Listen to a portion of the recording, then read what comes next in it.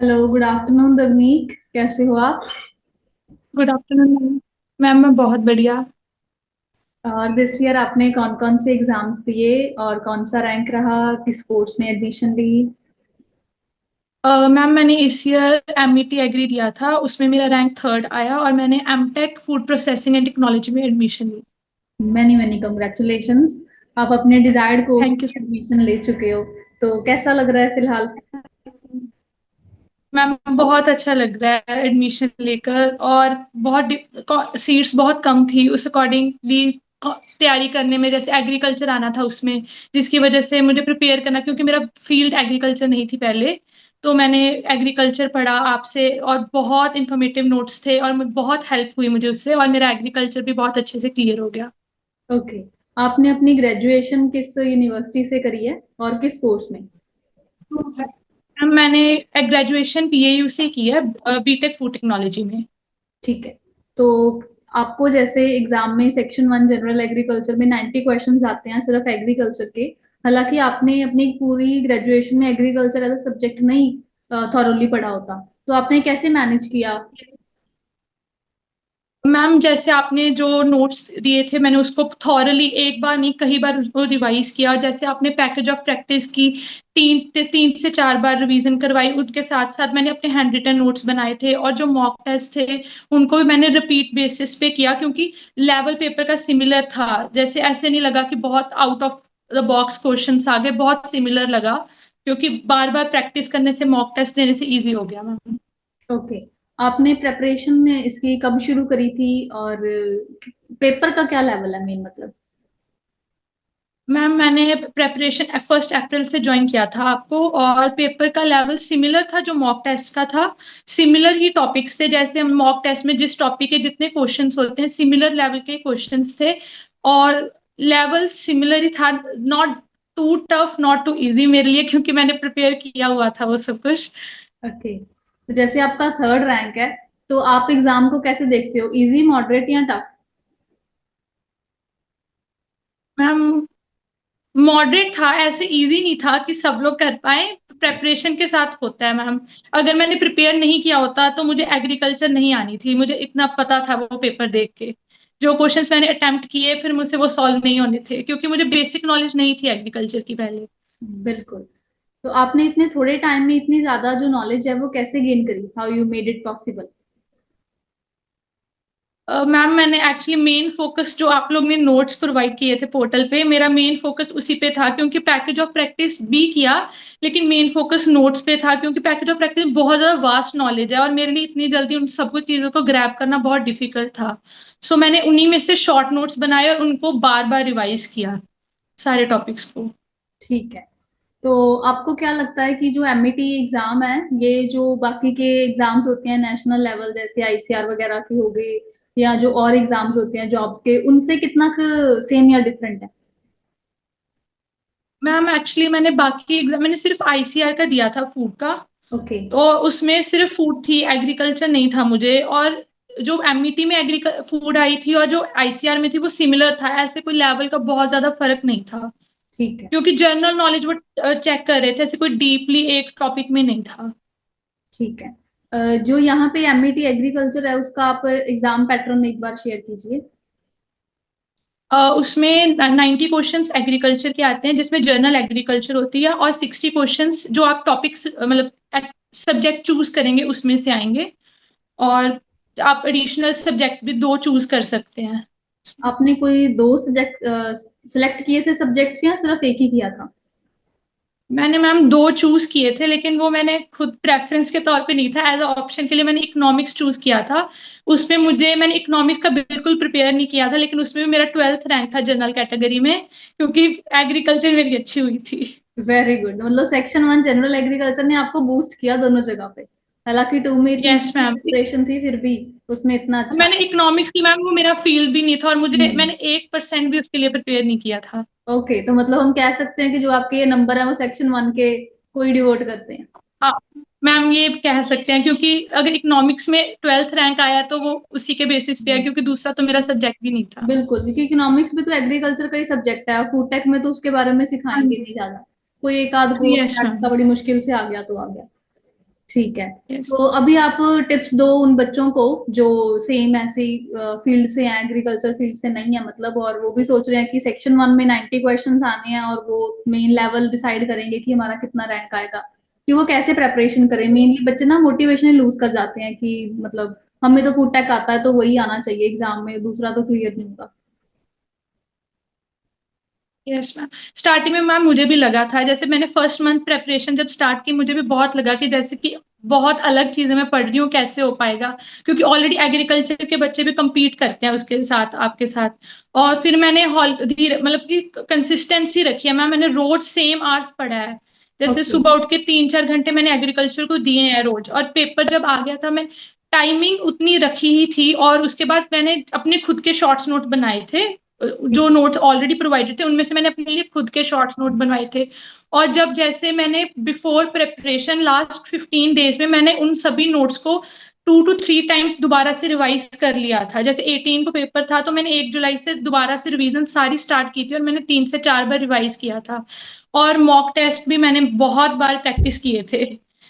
और I guess ma'am revision और consistency से हो जाएगा। ठीक है। ठीक है। और स्टार्टिंग कहाँ से करें? बच्चे को ये है ना कि मुझे तो एग्रीकल्चर नहीं आता पर यहाँ पे क्लियर करना पड़ेगा, तो किस पॉइंट से मतलब स्टार्ट करें? मैम मैंने क्रॉप से स्टार्ट किया था, जैसे खारिफ क्रॉप्स पहले, फिर राबी, फिर फ्रूट्स एंड वेजिटेबल, उसके बाद जो उनके ऑल्टरनेट टॉपिक्स होते हैं उनमें से सारे, जैसे एक्सटेंशन, प्लांट ब्रीडिंग वगैरह, जेनेटिक्स, वो सारे। ठीक है। आपको क्या लगता है कि अगर कोई स्टूडेंट कहे कि मैं सिर्फ पैकेज ऑफ प्रैक्टिस करके चला जाऊं तो मेरा एग्जाम क्लियर हो जाएगा? नहीं मैम, वहाँ पे और भी क्वेश्चंस होते हैं, जैसे एक्सटेंशन के बहुत क्वेश्चंस थे इस बार।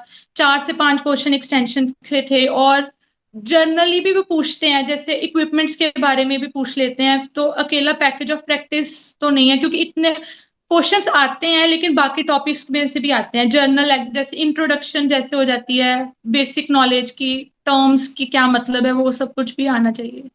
ओके। ड्यूरिंग प्रेपरेशन आपके लिए बिगेस्ट फियर क्या था? क्रॉप्स था मैम।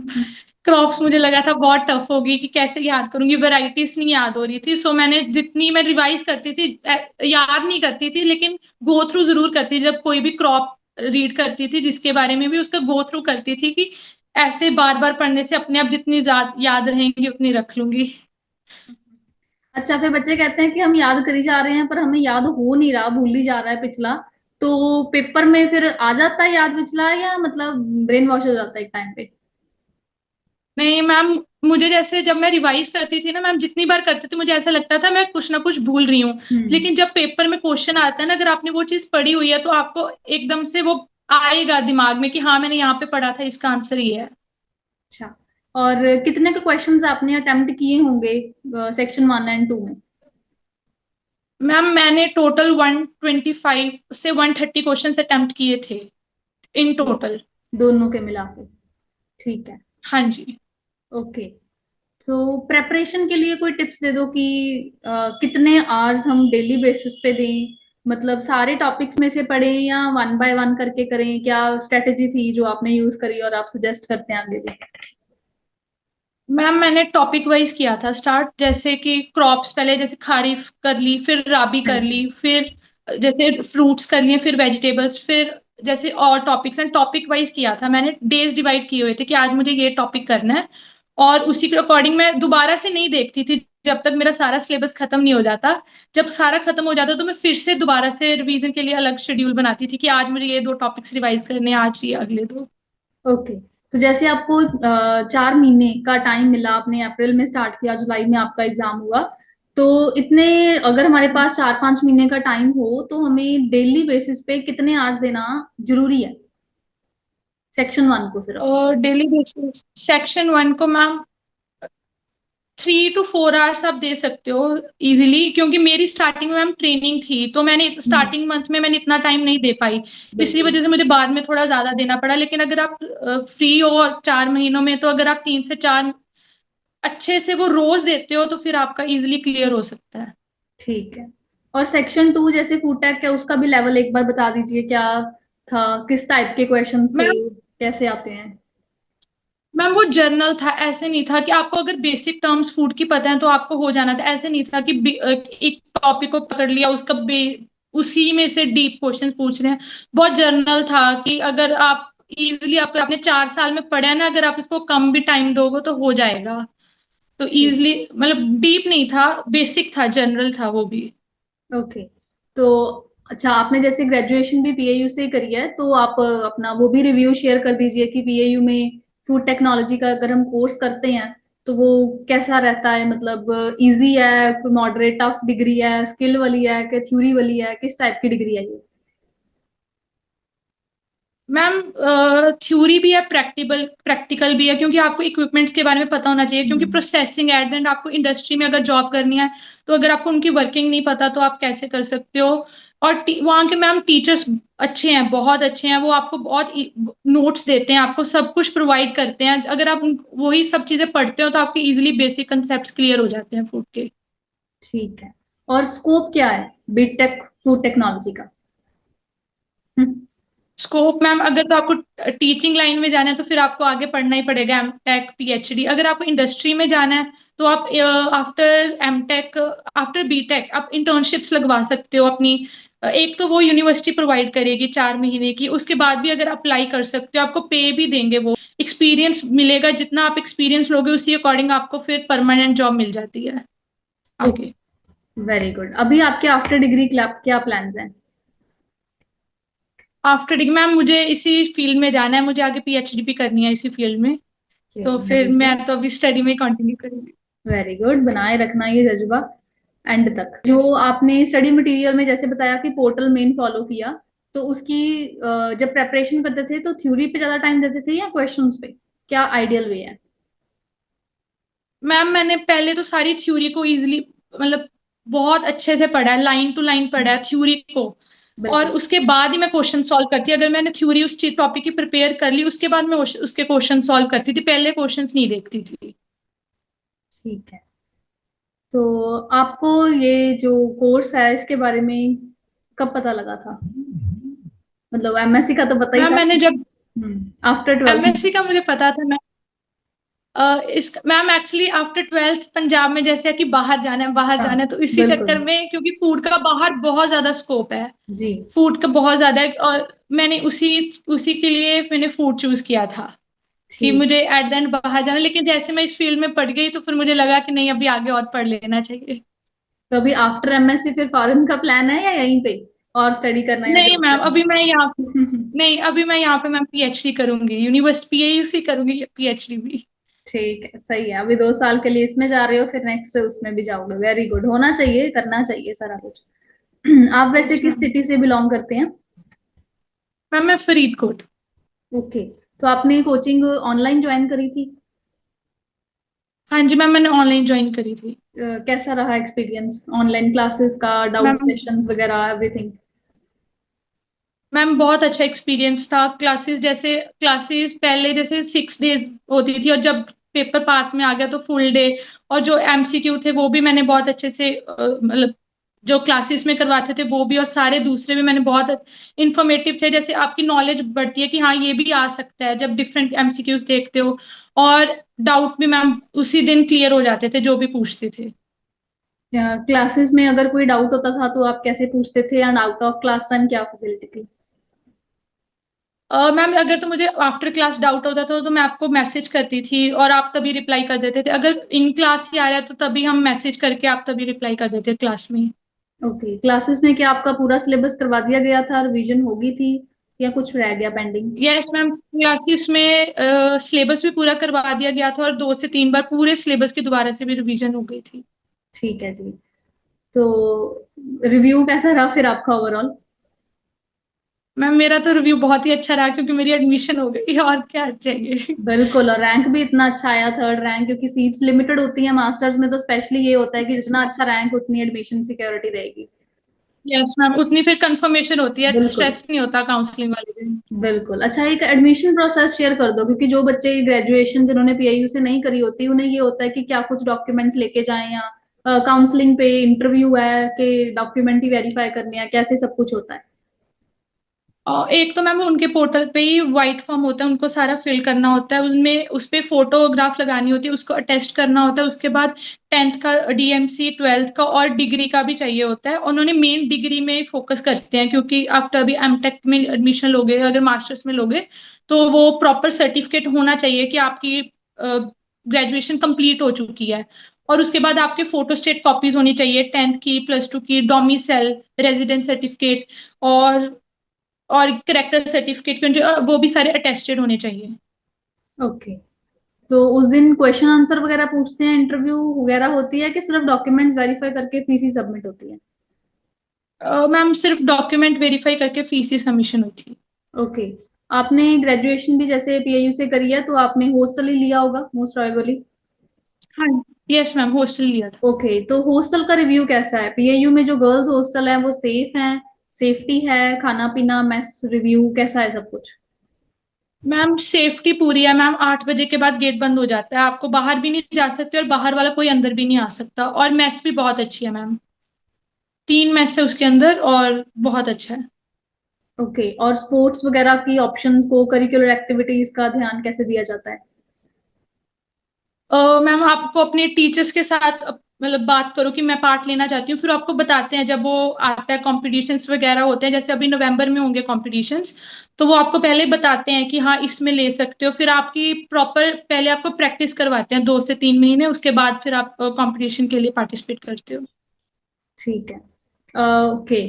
तो सेक्शन वन को पढ़ना कितना जरूरी है? अगर कोई स्टूडेंट कहे कि मैं सेक्शन टू में अपनी 100% तैयारी कर लूँ, तो क्या मैं एग्जाम क्लियर कर सकता हूँ या कर सकती हूँ, या सेक्शन वन पढ़ना पड़ेगा? क्योंकि रैंक ओवरऑल आना है, अगर मैम बच्चा कहे कि मैं वही कर लूँ अकेला। नहीं मैम, एग्रीकल्चर को बहुत ज्यादा टाइम देने की जरूरत पड़ती है, क्योंकि मेजोरिटी उसमें उसी में है। जैसे 90 क्वेश्चंस एग्रीकल्चर के या बाकी सब्जेक्ट के तो 60 हैं। हम्म। अगर आप वो नहीं करोगे तो फिर वो रैंक नहीं आएगा, बहुत पीछे चला जाएगा। क्योंकि जो 60 क्वेश्चन है उनमें से जरूरी नहीं है कि आपको सारे ही आते हों, उसमें भी कुछ क्वेश्चंस होंगे जो आपको छोड़ने पड़ेंगे। तो बिल्कुल। एग्रीकल्चर तो बहुत इंपॉर्टेंट है, अगर वो नहीं करोगे तो आपका रैंक बहुत पीछे चला जाएगा। बिल्कुल। चलो, एग्रीकल्चर और फूड टेक में तो फिर भी बहुत डिफरेंस है, आपको वो उधर काम में कम ही आया होगा एग्रीकल्चर वाला पार्ट। पर जैसे इकोनॉमिक्स है या जो एग्रोनॉमी है, सॉइल है, पैथो है, इनमें तो सोचो कितनी ज्यादा हेल्प होती होगी, जैसे आपको इकोनॉमिक्स में हुई। तो अगर सेक्शन वन किया था तो यस अपने आप मैम। आपके नंबर बढ़ गए, हालांकि टू में इतना फोकस नहीं भी था। तो उसमें यस तो मैम, ज्यादा हेल्प हुई मुझे होगी। मैम जब मैंने इकोनॉमिक्स का पेपर दिया भी था तो मुझे आता नहीं था वहां पे। मैंने इवन सर से भी बोला था कि मैं छोड़ सकती हूँ ये पेपर, की सेकंड ऑप्शन नहीं देती, पर सर कहते देना ही पड़ेगा, तो मैंने फिर दे दिया। क्योंकि मुझे रैंक की भी उम्मीद नहीं थी, मैंने चेक चेक भी नहीं किया था इकोनॉमिक्स का रैंक। वो तो मैंने बाद में चेक किया कि अभी चेक कर लेते हैं, वो भी दिया था, तो तभी उसमें मुझे मिल पता जानी चला थी कि उसमें आपको 12th एडमिशन। रैंक है। हाँ, उसमें भी मिल जानी थी आपको वहां पे भी एडमिशन। हाँ, मिल जानी थी मैम, क्योंकि रैंक आई गेस उससे थोड़ा पीछे ही गया था, हाँ, पीछे बड़ा। तक मिल गई थी। बिल्कुल बिल्कुल, 14 13 14 तक ही गया है मुझे लगता है। तो उसमें भी मिल जानी थी। Yes ma'am. ठीक है, बहुत बढ़िया। और कोई एक्सपीरियंस बेस्ड आप कोई टिप देना चाहें रिगार्डिंग कोचिंग या रिगार्डिंग एग्जाम, एनीथिंग? एग्जाम में मैम जस्ट नेगेटिव मार्किंग नहीं करनी, क्योंकि जब मैं पेपर करने सॉल्व करने लगी थी स्टार्टिंग में, मुझे लग रहा था मुझे ये क्वेश्चन नहीं आता, ये नहीं आता। लेकिन जब मैंने ना तब हाइपर होने के बजाय मैंने वो छोड़ दिया जब, लेकिन मैंने दोबारा से रिवाइज किया ना, फिर मैंने काफी क्वेश्चन उसमें से सॉल्व किए। क्योंकि हाइपर हो जाते हैं स्टार्टिंग में कि हाँ एक नहीं आता तो दूसरा भी ऐसे लगता है वो भी नहीं आता होगा, इसी वजह से मैंने छोड़ दिया अगर मुझे कोई नहीं आता था। लेकिन फिर मैंने जब पेपर पूरा सॉल्व कर लिया, उसके बाद मैंने जब दोबारा से किया तो मुझे काफी क्वेश्चन मैंने दोबारा से अटेम्प्ट कर पाई मैं वहां पे। ओके, कौन सी ऐसी मिस्टेक है जो आपको लगता है अक्सर बच्चे करते हैं एंड अवॉइड करनी चाहिए प्रेपरेशन टाइम पे भी, एग्जाम टाइम पे भी? प्रेपरेशन टाइम पे मैम जो वो आपको सिलेबस को बार बार पढ़ना पड़ेगा। अगर आप एक बार पढ़ कर छोड़ दोगे तो आपको, जैसे क्रॉप्स में आपको बार बार रिवीजन चाहिए, क्योंकि हर एक क्रॉप के डिफरेंट पैरामीटर्स होते हैं। अगर आप छोड़ दोगे एक बार पढ़ के तो नहीं हो पाएगा। और अगर आप अकेले एमसीक्यू पे भी फोकस करोगे तो वो नहीं होगा, क्योंकि वो सिमिलर आ सकते हैं लेकिन एग्जैक्ट वो सेम नहीं आ सकते, आपको हम्म। नोट्स पे को फॉलो करना ही पड़ेगा बिल्कुल, अच्छे थोड़ी से। Preparation is must. बिल्कुल सही है दुनी को, बहुत बच्चे सब मेरे से भी even पूछते हैं कि अगर मैं सिर्फ मॉक टेस्ट ही सारे याद कर लूं तो हो जाएगा क्लियर के नहीं, तो वो प्रैक्टिकली बात है ही नहीं ना, वो पॉसिबल ही नहीं है। ओके। यस तो मैम। ओके जी। आपके डाउट्स क्लियरेंस वगैरह सारी होती रही फिर क्लासेस में, समझ आता रहा सारा कुछ? यस मैम, डाउट भी क्लियर होते रहे और समझ भी पूरा आता रहा। ठीक है। ओके। तो अगर कोई आपसे रिकमेंडेशन आगे से पूछेगा तो क्या सजेस्ट करेंगे Sunny coaching classes? Yes ma'am, पक्का। मुझे भी आपसे कोचिंग ली थी लास्ट ईयर, उन्होंने सजेस्ट किया था कि ओके। आप वहां पे जाके कोचिंग लो, तो इसलिए मैंने आपसे ली। मैं पक्का सजेस्ट करूंगी मैम, क्योंकि मेरा रैंक आया है, मुझे बिल्कुल रिजल्ट्स मिले हैं मैम अपने, जी। मैंने देखा है कि मेरी इम्प्रूवमेंट हुई है उस फील्ड में। ठीक है। बिल्कुल, आपका तो जैसे एग्रीकल्चर फील्ड था भी नहीं ना आपके लिए, तो बिल्कुल ये एक न्यू सब्जेक्ट यस था। मैम। 4 महीनों में आपने करके दिखाया, आपका भी स्पिरिट है कि आपने साथ साथ में इतनी प्रैक्टिस करी, जो गाइडलाइंस दी वो फॉलो किया। तो अच्छा, आपको सिर्फ यस एग्जाम मैम, तक की गाइड किया गया या एडमिशन तक गाइडेंस मिली? एडमिशन तक गाइड किया गया मैम। आपने पूरे टच में थे जब तक मेरी काउंसलिंग नहीं हो रही थी, आप उस दिन भी आपका कॉल आया था मुझे सुबह कि जी क्या मिल गई एडमिशन, वो सारा कुछ। जी जी। ओके। ठीक है रवनीक, थैंक यू सो मच। अच्छा, लास्ट वन थिंग, क्या हम ये video in future social media platforms पे शेयर कर सकते हैं? Yes ma'am. ओके। क्या ये वीडियो स्क्रिप्टेड थी? आपके आंसर्स इतने स्मूथ हैं, सभी ने कहना शायद प्री प्लान। नहीं मैम, मुझे पता भी नहीं था मैम आज होना है ये, मतलब आपसे इंटरेक्शन होगी आज, जी। और ये तो बिल्कुल भी स्क्रिप्टेड नहीं थी। ठीक है, थैंक यू सो मच दवनी, कितना टाइम देने के लिए। हम यही प्रे करते हैं कि आगे भी आप अपने डिजायर्ड पोजीशन पे पहुंचे। God bless you, thank you so much. बाकी जब भी अब थैंक यू। आओगे, फ्री होगे थोड़ा, तो सेंटर मिलके भी जरूर जाना, हमें वेट रहेगी आपकी। Thank you so much. Thank you ma'am, thank you. Good luck.